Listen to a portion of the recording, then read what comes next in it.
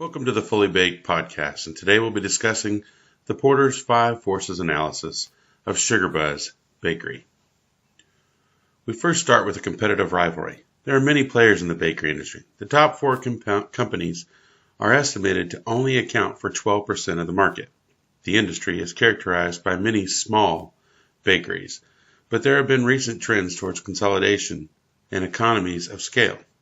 Businesses compete on price, quality, differentiation, and relationships with key suppliers. With the social trend of moving away from prepackaged product and moving to wholesome, fresh-baked goods, this makes for an interesting internal rivalry amongst competitors within the industry.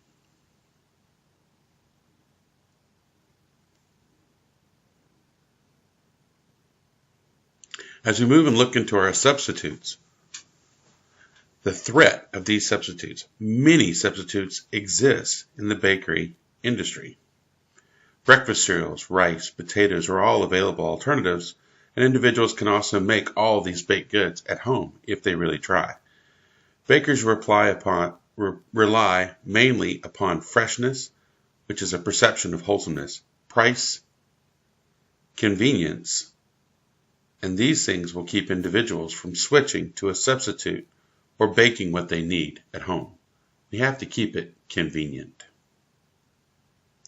Next, we'll look at the power of our suppliers.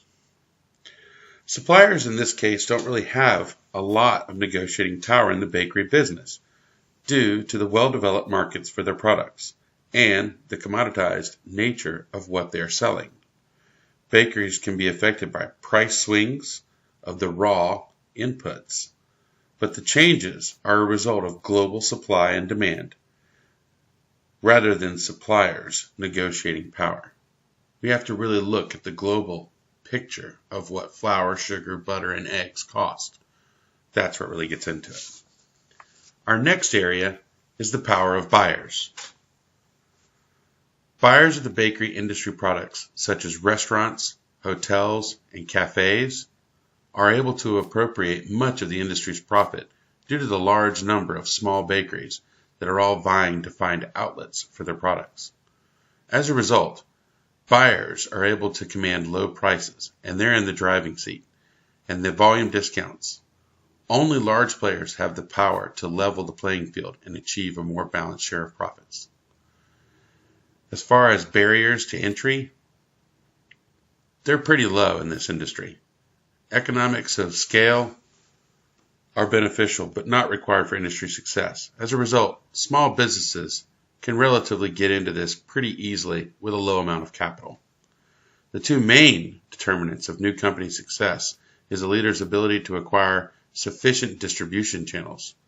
When we look at distribution channels, they typically involve retail outlets, such as cafes and restaurants.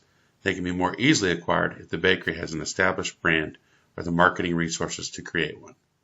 Thank you so much for joining us.